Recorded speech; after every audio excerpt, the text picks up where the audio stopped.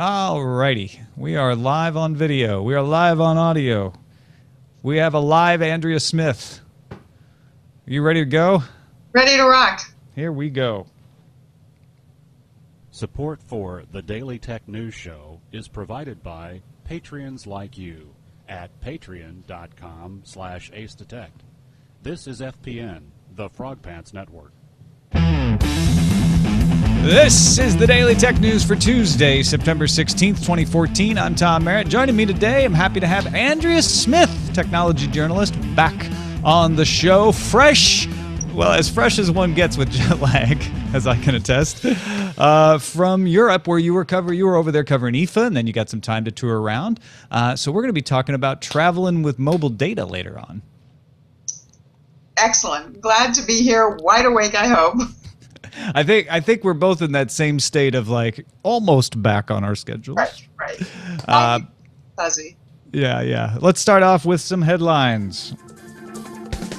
Cult of Mac says it has talked to folks inside Apple who say that the NFC chip on both the iPhone 6 and 6 Plus will only be used by Apple Pay. That's actually similar to what Touch ID was like when it first launched. It was not accessible to developers at launch. Touch ID has opened up a bit in iOS 8, and many hope that the iPhone's NFC will open up to developers down the road as well, but not at launch.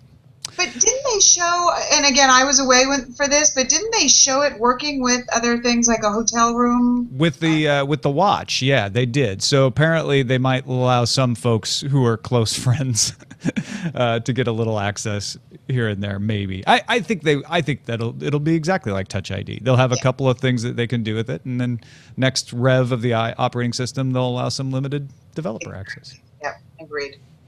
Hey, you know how Microsoft says they're a productivity and platform company all the time? Well, PC Mag reports on a few new peripherals that fall on that productivity side of the equation. The most intriguing is the universal mobile keyboard that connects Bluetooth to Windows, but not just Windows, Android and iOS devices as well. It's coming to US and Canada in October for $80.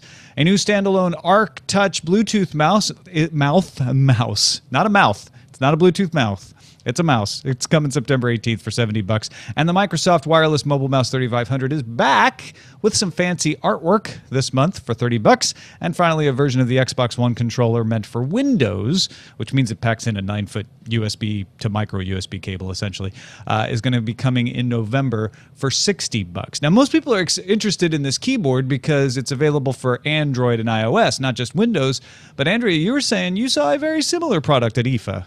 I did. So I was so interested when I saw the Microsoft announcement because last week at IFA, or even 2 weeks ago now, Logitech introduced a very similar keyboard. It's called the Bluetooth multi-touch device. A little bigger form factor, but basically the same thing. There's a cradle. You can put your phone or your tablet in there.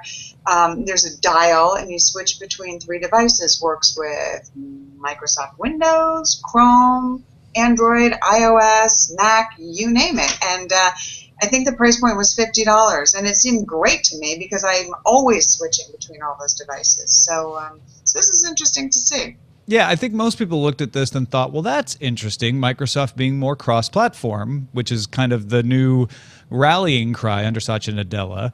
But it may be just as much competing with other keyboards in the marketplace then if Logitech's got a similar thing out there. Exactly, or just even listening to your user base and seeing how people are using your products and what they need to be more efficient.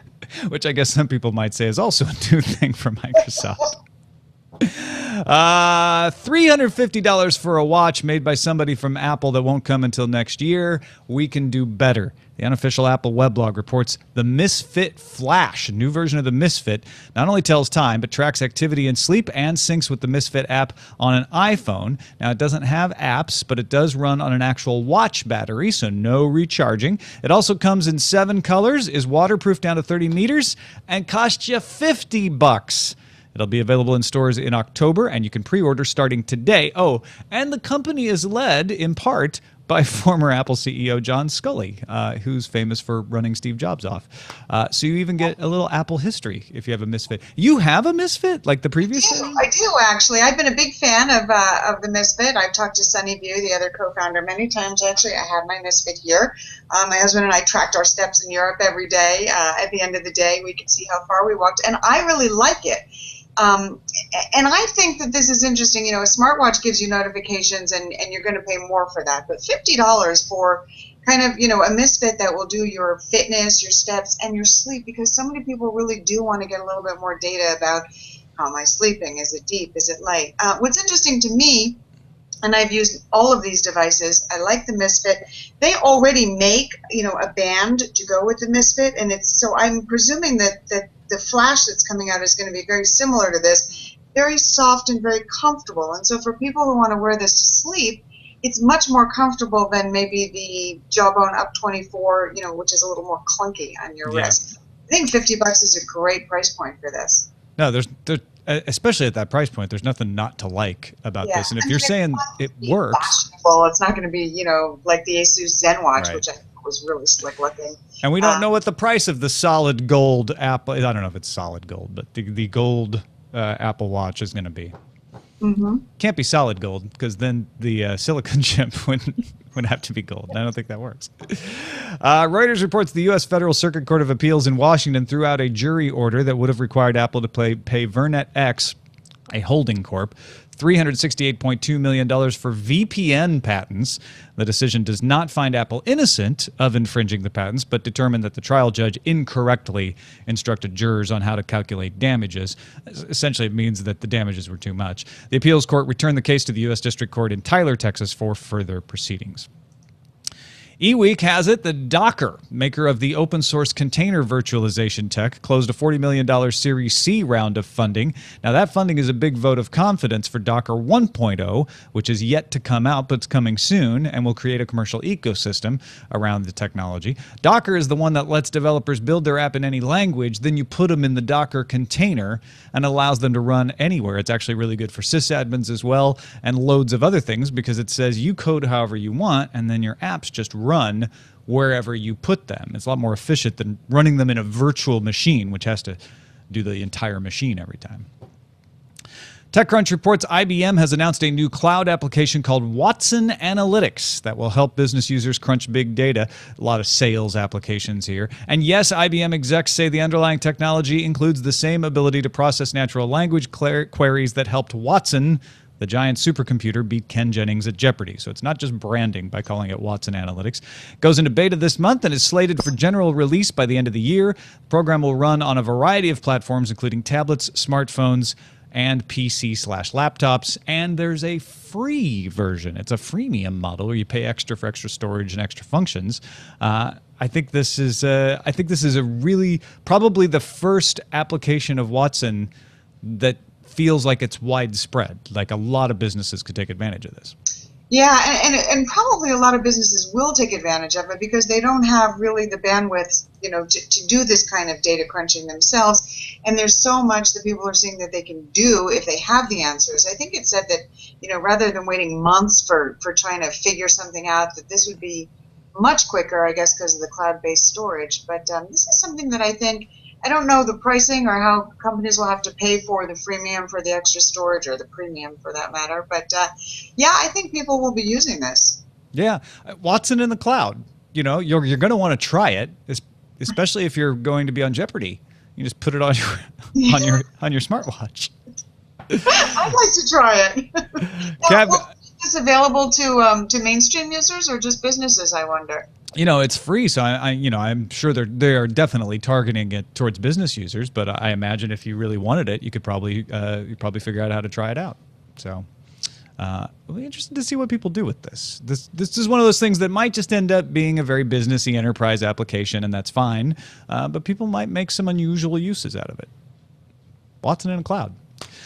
Time for some news from you. These come from our subreddit, dailytechnewsshow.reddit.com. If you haven't checked it out, go join the thousands of people, and I literally mean thousands of people that go in there and submit stories and vote on those stories. It helps us figure out what kind of stories you're into every day. Captain Kipper pointed out the Ars Technica article that a jury in Marshall, Texas, go Mavericks, found CBS guilty of infringing a patent from Personal Audio LLC. They're the guys that were suing podcasters, if you remember, and ordered CBS to pay $1.3 million. Now, Personal Audio holds a patent on a system for disseminating media content representing episodes in a serialized sequence. That's why they were going after podcasters. The patent was filed in 2009 and published February 17th, 2012.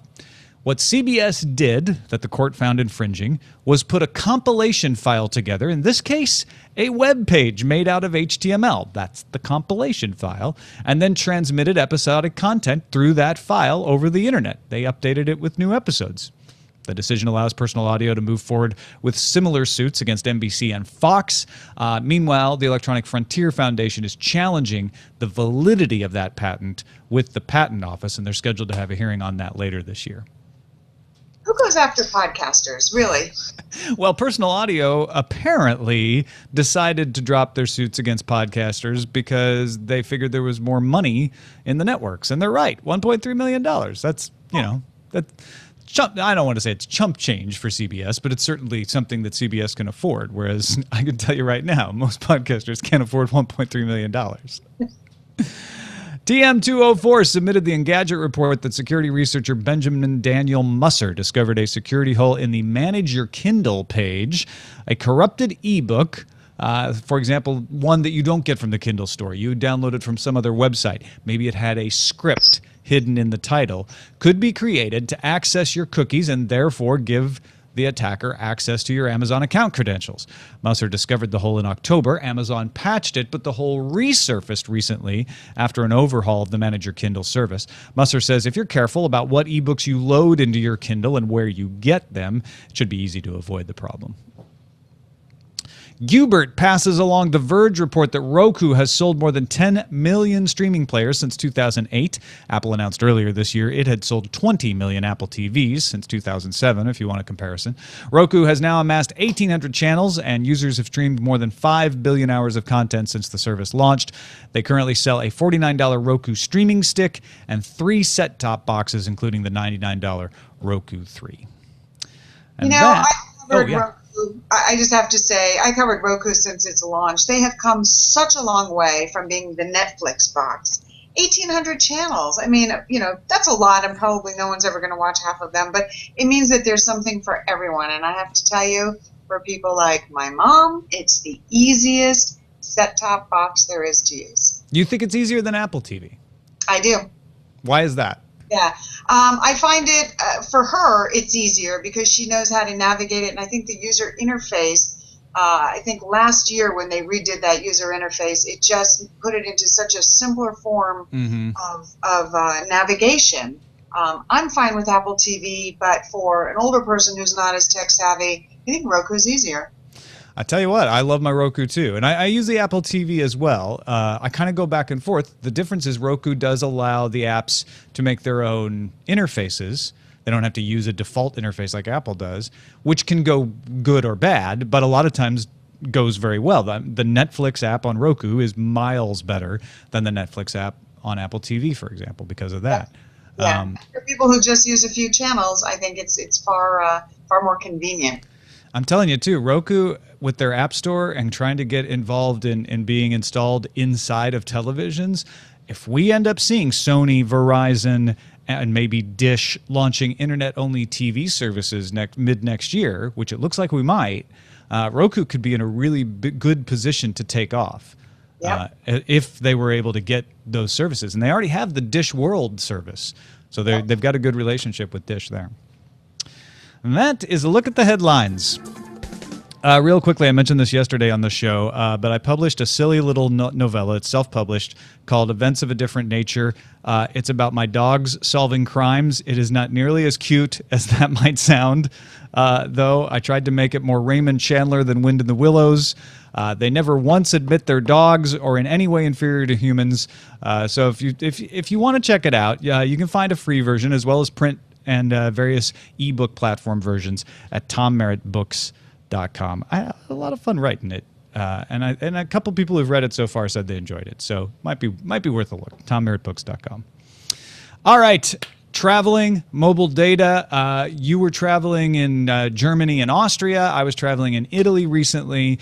We both had some similar experiences, but also some different experiences. Let me tell you what I did, Andrea, and then tell me what you think of that and tell me what you did. How's that sound? Sounds good. Well, my wife has T-Mobile, so she just did I can't remember what it's called, the Simple Global plan. Yeah, so she's just like, I'm just going to take my phone and go. That, on the face of it, is probably the best way to go because you don't have to do anything. You've got your same phone number, you got your same phone, you've got all your apps, and you just go and use it. Problem is you only get the 2G service, not the 3G service. And she found that the coverage in Italy was okay. She had to reboot her phone a couple of times too to make sure she got a better connection.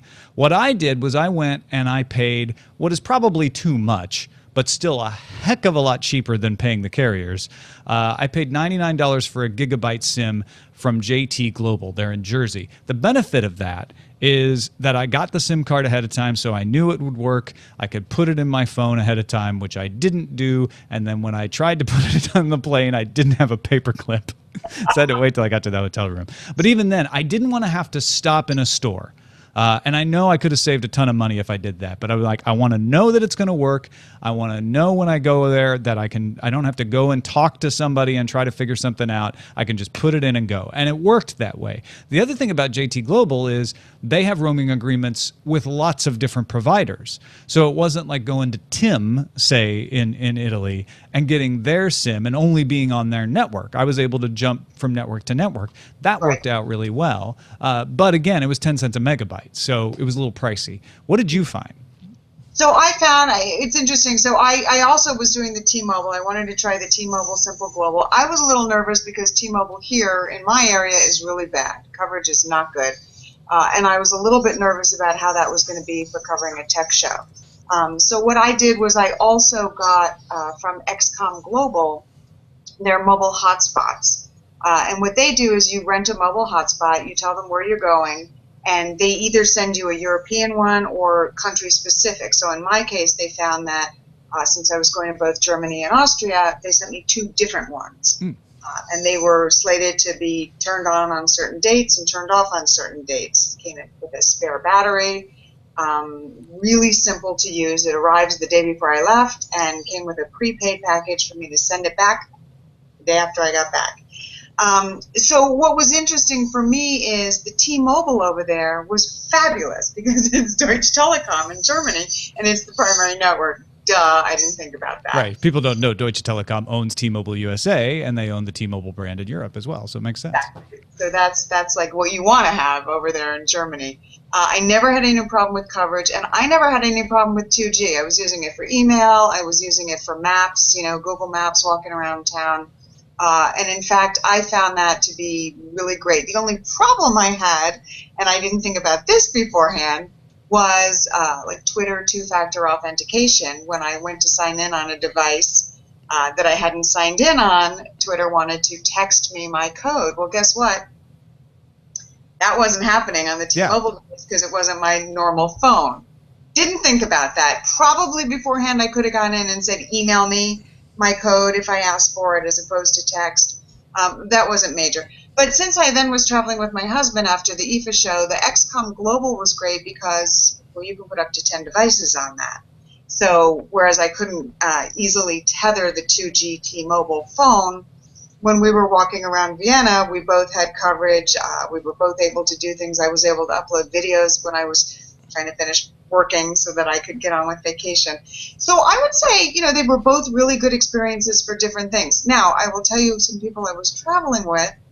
Ed Bott from ZDNet just published a great article on his experience with prepaid SIMs.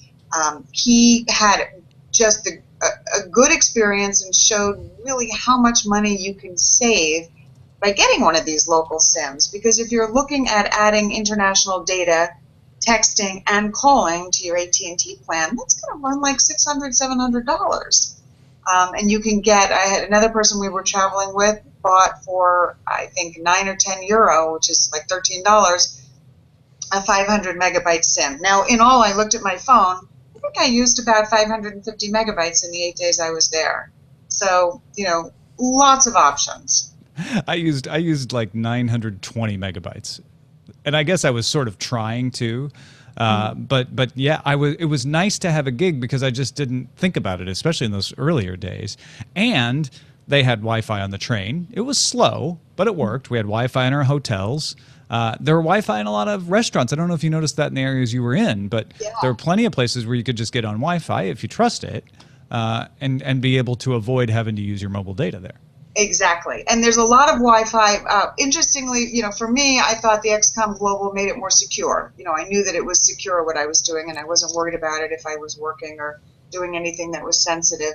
But the other interesting thing I noticed this year in Europe is the hotel that we've stayed at in previous years, which used to charge $20 a day for Wi-Fi, and give you 1 hour a day free if you wanted, was free the whole time we were there. I mean, it was throttled. It wasn't really, fabulous Wi-Fi, but it was enough for me to work from the hotel room, and it was free. So I hope that that's a trend of hotels, stopping this ridiculous charge for Wi-Fi. Yeah.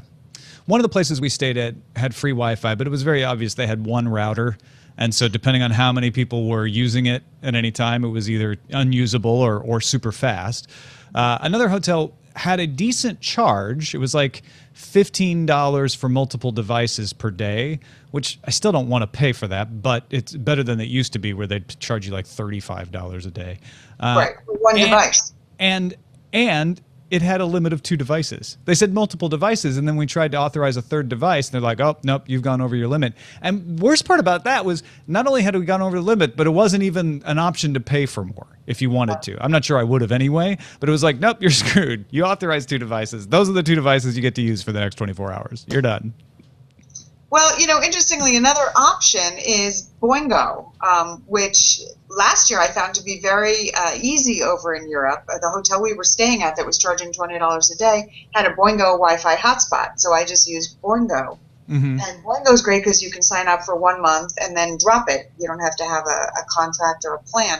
This year there were fewer Boingo hotspots, and I'm not sure if there's any correlation between fewer of those and better access to hotel Wi-Fi. I'm not sure. Mm-hmm. In all, I would say that the whole prepaid SIM thing, in talking to everyone, there's so many options with that where you can use some of your data, you can save some for calls, and there's a wiki, there's a prepaid SIM wiki that you can go to that answers all these questions. It's all in Edbot's article.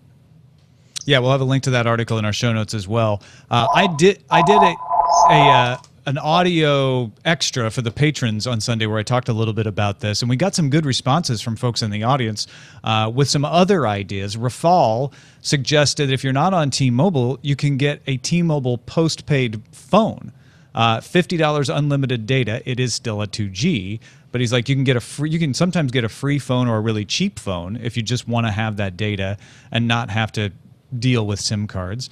Wilton warns that T-Mobile coverage is not good everywhere. He lives in Baja, California, and recommends Telcel there, and T-Mobile only roams with Movistar. So it's going to depend on the roaming agreements, depending on where you go. Jason M. says Tim in Italy offers a €9 card for unlimited data for a month. Again, you're limited to where Tim has its roaming agreements, but man, if you're just trying to save money, that's incredibly cheap. Yes. Paul notes that roaming from place to place can cause problems with SIMs from one telco, as I mentioned. Essentially, if you just have a SIM from, say, Tim or Vodafone, you may not have as good a service in one place or another, and that's why I liked the JT Global, is they would roam on anything, so that it was a little more expensive, but I always knew I was going to get service as long as somebody had service in that location. And Robert suggests just buy a new phone for temporary use. Sometimes you can get those burner phones that have data on them.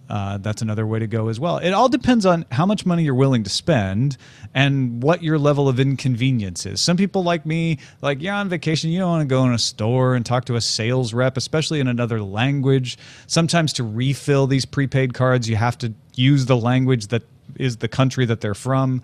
And so it might be worth a little more to buy something ahead of time. But it's certainly the cheapest option is to just get one there. You want to know that it works. I mean, there was one person traveling with us who bought a SIM card, and everything was fine, but he just couldn't get it to work. It just, something was happening, and I think he wound up actually putting it in somebody else's phone just to get it started, and then put it back in his phone. Really? It was fine. That's weird. Yeah. So I mean, when you're on vacation, you really don't want to have to deal with that. You just want it to work. And that's why the renting of the Wi-Fi hotspots is a really smart idea as well. If all you want is data, if you're not worried about phone, you could actually just pay for a small plan for phone and text. That might even solve your two-factor authentication issue. Yes. Not use it, keep the phone off most of the time, and then just rent a Wi-Fi hotspot or keep it in airplane mode and just use data that way. Lots of ways to crack this. Unfortunately, the easiest one is what T-Mobile does with the free roaming. It may not work 100% of the time, but that's the one I wish everybody had. Exactly. And again, it has to be in a good coverage area because you need to be able to depend on it. Right. Really and truly, the 2G was not an issue for me. Yeah, I was surprised at that. When Eileen did actually get service, her speeds were fine. And I think it was, I can't remember who said it in the chat room now. Somebody's like, yeah, because nobody is using 2G anymore. So you had it all to yourself, maybe. I don't know. Well, thank you, Andrea, for sharing your experience. I hope that's helpful for folks. Are you working on a story on this yourself, or? Yeah, I'm gonna just having tried all these options, I'm gonna work on a story on putting it all together, and because people, even for me, when I had to look at everything and say, what do I need to do? I hadn't thought about the two-factor authentication. So just trying to see all the different options and get people covered. So check that out. Follow Andrea on Twitter. It's just Andrea Smith on Twitter, right? Yep. Keep an eye out for that in the future. Let's check the calendar real quick. iOS 8 will be available to download tomorrow, September 17th. Some articles out there, as usual, say why you should or shouldn't do it, so you might want to check those out before you do.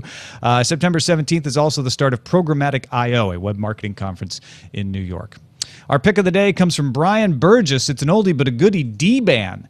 He says, one of the free tools I use a lot, especially when I want to completely nuke a computer and do a real clean install of Windows, is Derek's Boot and Nuke. Good old DBAN at dban.org.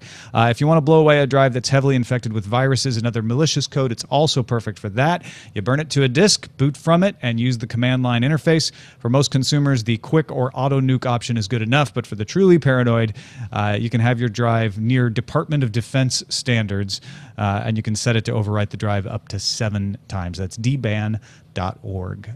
I've been a fan of DBAN since 2007, I think, is when I ran across them. I think there's also a way to do this now otherwise, especially for folks who don't have a CD drive.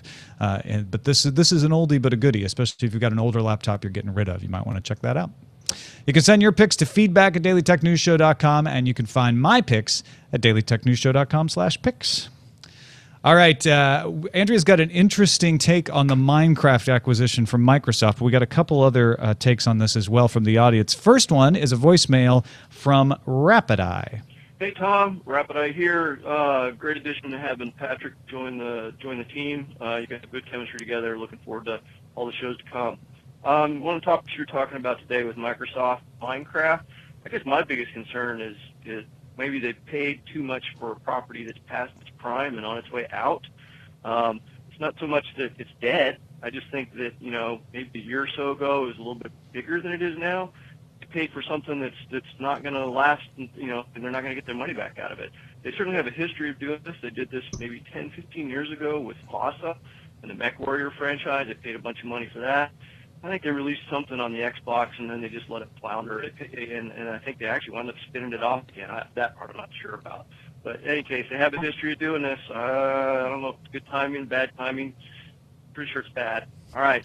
Take care. Love the show. Rapid Eye thinks it's bad. We touched on that a little bit about whether Minecraft is peaked. I still, even if it is peaking, I think it's got many years left in it. And it may not have peaked. It may be more of a platform for them, is what we were talking about yesterday. The other thing I mentioned yesterday is the money they paid for it came from Europe and stays in Europe, so they don't have to pay U.S. taxes on it. They'd have to pay a big tax hit if they brought that money back into the U.S. And Nate Langson of Wired.co.uk wrote in and said, just on the Microcraft story from yesterday, another explanation for the purchase might be a really boring one. Spending $2.5 billion on Minecraft might earn them more than that cash is earning them in the bank. It's a bit mad that dropping so much cash to earn a few tens of million a year might look good on paper, but it could make sense from an accountant's perspective. Just thought I'd suggest something dull to counterbalance your interesting theories from yesterday. It could always be a combination of all these ideas, and he's probably right. It probably is a combination of all these ideas. Andrea, I know you were interested in it from the perspective of a parent. Yeah, I mean, it's a lot of money, and I don't know what they're going to do with it. But from my perspective and what I've seen, Minecraft is one of those games. There's so many games that parents don't want their kids to play. Minecraft is the one game that people keep saying, I want to learn how to play this so that I can play it with my kids. Parents approve of it. Unless, of course, it becomes an obsessive thing where it's happened and people have had to ban it as other games. But this is one of those games that I think parents are okay with. They really feel like their kids are learning something positive if they're using it properly, and trying to figure out. I've seen countless articles about here's how to play Minecraft with your kids. So I think it's got a lot of years left in it. Well, and TechnoSquid wrote in and pointed out this could be Microsoft trying to get brand awareness with another generation. Microsoft may not have a lot of brand awareness with younger folks, but he says, I can't think of many Microsoft brands with which a young person could have a positive association, and that could be a serious long-term problem for them. With all of the use of Chromebooks and Google Apps in classrooms, it seems like Microsoft is losing the future of their bread and butter revenue streams. Maybe this is their McDonald's strategy, like Ronald McDonald and the toy and the Happy Meal, ingraining those positive associations for life. Who knows? Today's Minecraft builders could be tomorrow's developers. That's a really good point. I mean, there really isn't something that sticks out for kids that's associated with Microsoft right now, and that's a great point. Yeah, it may sound a little bit pragmatic, versus hope for the future, but it could be both as well. Justin Robert Young wrote in and was like, what about the idea of them buying Minecraft simply to boost the value of Xbox before they spin it off? And my response to him was, that works either way. If they keep it, it has now made a more diversified segment of the company that doesn't rely simply on the fortunes of one console anymore, but that also makes it more valuable for sale. So I don't think it points one way or another whether they're going to keep or get rid of the Xbox division. I think it's just a good move no matter what you do. Well, that is it for this episode of the Daily Tech News Show. Thank you, Andrea, as always, for joining us. Let folks know a little bit more about what you're up to these days and where they can find you. You can find me on Twitter at Andrea Smith. I'm working on CES right now. Can you believe CES is almost here? Oh, man. Yeah. It's about time to start thinking about it. You're right. It's crazy. Oh, my gosh. Yeah. So some programming for CES, some live interviews there at CES, and always a pleasure to join you. Thank you, Andrea. Good to have you. Thanks to all of our patrons who help make the show possible. 4,274 people have decided that they see some value in the show and they'd like to give some value back. If you have thought the same thing, you can go to dailytechnewsshow.com/donate to find out more. You can support us with all kinds of different ways, Patreon being the main way that keeps the show going. So thank you very much to everybody out there who is supporting the show. Don't forget, you can have a voice in what stories we cover at our subreddit, dailytechnewsshow.reddit.com. Email feedback at dailytechnewsshow.com. Our phone number is 51259-DAILY, and you can listen to the show live at mobile.alphageekradio.com. Our website is dailytechnewsshow.com. We'll be back tomorrow with Michael Wolf. See you then. This podcast is part of the Frog Pants Studios Network. For more information about this and other shows, visit frogpants.com. Audio program so good, it's like you're there. Hey! I love that voice. That's Scott Johnson. Oh, my God. It sounds great. Yeah, he did a great job on that. I love that thing. People were singing it, like when I was having the vague technical problems that I had last week. Your guests would just start to sing it. It was fantastic. That's great. It made my day. That's great show, guys. Fantastic. Thanks for having me, guys. Good to see you. Yes, thanks, Andrea. Yeah. Good to have you back. That was awesome. See you again soon. All right, take care. Okay, bye-bye. All I was thinking during that was, things have changed since I went to Europe and there weren't really any cell phones at all. When was the last time you went to Europe? Well, I mean, look, once I got back from Europe in I should say the first time I went to Europe. Oh, gotcha. Yeah. Statement. About how much things have changed. Like, I remember the hunt for the internet cafe. Oh, look, an internet cafe. Let me insert my weird foreign money and I will write someone. We were talking about that too. We went to our friend's wedding in Hawaii in 2001, I think, and had exactly that, like, ooh, we need to find an internet cafe so that we can check our Yahoo mail. And it's just crazy to think about. And then the last time we went to Europe was basically like all we could do was a roaming plan because our phones were locked. And it was constant like, okay, I'm going to turn it on for the next 5 minutes and check my email really quick, and then turn it back to airplane mode again. And it's just so nice not to have to do that. My favorite part, though, about going to Europe was like when you went with a bunch of friends when you were younger, and it was like, okay, we're splitting up. I will meet you in Aquitaine, in this church, in this thing at this time, and it was like a real high-stakes gamble over whether you were going to find your friends ever again. I feel like maybe that's been lost. Things that have been lost. But that was, I mean, you can say that's been lost, but that's the same thing as saying, like, with television, people don't sit down and talk in the evenings anymore. Radio, they don't listen to the radio anymore. Or with radio, they don't play music on the piano anymore. It's just we always have new ways of doing things. It is crazy to think about, like, how much you had to go through to figure out how to meet that you don't have to do anymore. Yep. Actually, that hit me at one point when Eileen was actually in a store in the dressing room, but I went in to find her to tell her I was going to go somewhere else, and I couldn't find her. And I'm like, well, she doesn't have my phone number for this SIM card. I can't text her. And so I'm like, I got to stay here. I'm just going to have to wait until she comes out. Yeah. No, it's a weird. Every once in a while, you get in these weird things, like that time that I was in Mississippi after Katrina, and like we had to make whole plans on how to meet because like our phones just didn't. Yeah, right. And like we were going between Gulfport and Biloxi, and it was like, well, if we miss each other, that's the CBS Evening News. Like, it's really, it was quite a thing. So anyway, there's that walk down 1999 memory lane. But yeah, I think when I went to Barcelona with the phones, that was only, I want to say that was 2008. It wasn't that long ago. Yeah, it really has been a leaps and bounds. I haven't been to Europe since 2006, which is insane. But that's another story for another day. Well, I think we should send you to our Paris bureau then. Yay! That would be great. I'm here. Actually, I want to go to Mobile World Congress. That's my dream. Let's go back to Barcelona. No. Yeah, going to Barcelona is my dream. Mobile World Congress is fine. Yeah, that's my new bugaboo. Band of Misfits? Yeah. When in Rome. I like that. That is not Toby only Pinder. That's the one. I think that's it. Although I'm always a fan of Rome If You Want To, because it's a great song. Sure. I think I've used that maybe a couple of times on different shows. It's hard to keep track. Although BioCow does have roaming data, which is pretty great. Yeah, that's spelled good. Like the city.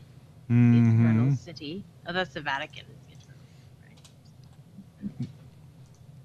It's the Comune de actually, it's the Capitale now. They changed it.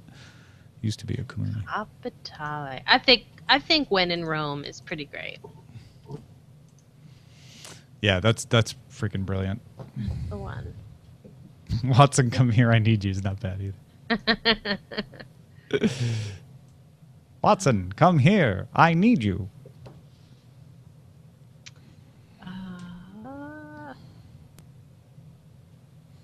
Roman Holiday, TVZ gone. Very nice. I hadn't got down that far. All right. I'm going to go to sleep and wake up when it's like November and the weather is cool again. I don't think I can take another month of this. So why can't you be in the air conditioning? So, well, I certainly can, which is the only reason I'm really still present right now and haven't run off to San Francisco. We have one air conditioner for the entire most of the house, and then we have one in the bedroom. And so it's either like lock yourself in the little yellow-walled submarine, Mm-hmm. or be kind of okay for all day Yeah, long. I gotcha. You know, it's just, and then not really go outside because, like, where are all the damn movies? I'm like waiting for the movies to come back so I can go hide in the movie theater, but Right. you know, there's no like, and yes, I You can go to you an don't art want to see museum. Maze Runner? You know, there's lots of things I could see. There certainly are movies present. Zero Theorem is getting really bad reviews on Rotten Tomatoes, and I was very sad about that. So I was, I love a Terry Gilliam movie. There just doesn't seem to be a movie out that I'm super interested in until maybe Skeleton Twins or definitely Gone Girl. But that's a ways away. Well, And, it's supposed to get gosh. cool on this weekend anyway. Yeah, when all the new cooler. movies- Oh, it's going to be down to 80. Yeah, I know. There's even a 10% chance of rain. Yeah. 10%. What? When it rained the other day for like 5 minutes, you may have been away, but No, I don't remember that. Yeah. It was the most amazing thing, and then of course it ended. Just ended. Oh well. Captain Kipper's going to Italy next spring. Oh, cool. So now he's armed with new data. Many And he's doing messages came Barcelona in. too. Wow. Nice. Oh wow. Many messages came in while I was itching. I don't know when the next movie draft starts, 40 Thieves. That's a good question. I think we usually start it in October. So we'll have to do the draft in the next couple of weeks probably. I'm burned out. I'm burned out on the draft. After one draft, you're burned out? Come on. Matt and I were Josephson. so emotionally invested. And That's we were why you so got to close. moderate. You can't throw yourself all in like that. You burn We were yourself so out. Close. Just needed one movie to do what it was supposed to do, and we've been fine. I've seen movie drafts, Jenny. I know how that goes. I know. I just like when I look back, it's like that hindsight is 20/20 thing. Like when I look back at it, I think, oh my god, like Why do you think I was sitting there going like, well, we'll probably be all right. I know. It's all defense mechanisms. I know. So I don't know. Maybe you have to go back to your original partner for this one, for the prestige draft. This was the first year we did partners. It's always been solo before. Yeah. So. I don't know. Well, I'll leave that decision to you. I love it. I think it's great, but boy, was it exhausting to care about. You cared too much. I cared too much. Well, that's If I because have a really fault. Love the damn movies. Yeah.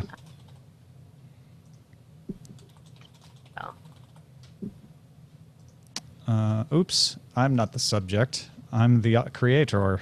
Mm-hmm. I am the creator of this content. Yep. I was putting in the wrong fields. Now, that's good TV. People talking about entering fields on a form. Yep. I'm trying to think of what else is going on, but literally there's almost nothing going on. You're like, all I can think about is heat. That's all I in can the think house, about. sitting very still. It's hard to watch TV because it's big old TV and generates a bunch of heat. So, although I did catch up on 2 seasons worth of Grey's Anatomy. Oh, wow. I never thought I'd watch again, just because, oh my God, there's been 10 seasons of it. But I'll tell you what, there's something to be said for a quality 1-hour drama with really good actors. Eileen has kept watching that too, and I've watched it on and off with her over the years. I don't care if I miss episodes, but every time I dip back in, I'm like, yeah, they're doing the same show, but it's at the same level. They don't seem to have dropped off. Yeah, I mean it's really there aren't a lot of hour-longs that have done these, a decade of shows anymore. Like barely they last. So it is an accomplishment. Something to be said. So that was my big like I'm just gonna watch these like a zombie. August. I was going to say it's a modern day MASH, but I guess it's more of a modern day ER. Yeah, that was the other thing too, is that got us talking about ER, and Matt and I were like, do you remember? And they were like, oh my God, we're old. Because like, if ER was now the old thing, like that's why I was like, I can't, because I always think of Grey's Anatomy as being like ER, and I'm like, well, I can't say modern day ER. ER's new, and then I'm like, No, Yeah, no, it's like, not. don't you remember, like, thinking ER was, like, the gold goddamn standard of television, like, yesterday? You know, in terms of, like, that hour-long Yeah. It ratings was the thing that was always juggernaut. on. Yeah. I know. And now, like, ugh. Matt and I were comparing, like, plot notes of what we remembered from ER, which was a fun game, because, like, I remembered 3 things, and he remembered, like, several seasons worth of content. I never actually watched it. CSI, yes, and Mike, you are absolutely correct. Oh, you never watched DR? No. Yeah, there were many a show I missed in that time, but I happened to be around TV for ER. Yeah, I knew of it, and I knew people who watched it. I had never watched an entire episode of Friends until 2001. I don't think. Wow. Yeah, the 90s were lost for. Yeah. Bones What did I too. watch? I watched Star Trek, Next Generation, Deep Space Nine, Voyager. I watched all those in the 90s. I guess that must be it. Did I watch anything else? Movies. I did go see movies. Capt Kipper, St. Elsewhere, and Hill Street Blues were the slight generation before the ER juggernaut. They were the ones that were like quality hour-long drama renaissance. They bridged the MASH gap. Yep. Yeah. Especially for medical. There are just great books about, like, the evolution of the golden age of television and, like, how many eras there were and blah blah blah that are out now, and it does a really good job of tracing that evolution. It's really quite fantastic. Thursday nights at 10. Those were the good old days. Must see Thursdays. When ratings were only for one medium. Pretty awesome. If you are a writer of these shows, does that make you good at procedural generation? Yes, I pretty much believe that, like, writers of Castle can dream up an episode of Castle in their sleep. It's just like formula, and you either apply the formula or you twist the formula, or you do a mockery of your own formula. It's really quite interesting to watch it unfold over several seasons. By the way, Castle did one of the better episodes about time travel ever. How about them apples? And one of the best Firefly references. Well, yeah. Ever. Actually, many of those, but I'm particularly thinking of the Halloween one. Yeah, that was amazing. Yeah. But there is an episode of Castle from, I think, a recent season that perfectly pulled off a time travel story while also perfectly being plausible that it wasn't a time travel story. Ah, gotcha. They nailed it. It was so impressive. We Clever. saved it. Yeah. Well, I'm out of the post. All right. And I'm going to do 3 episodes of Sword and Laser later today. Oh, gosh. Well, have fun with that. So bye, everybody. Bye, everybody. See you in a bit.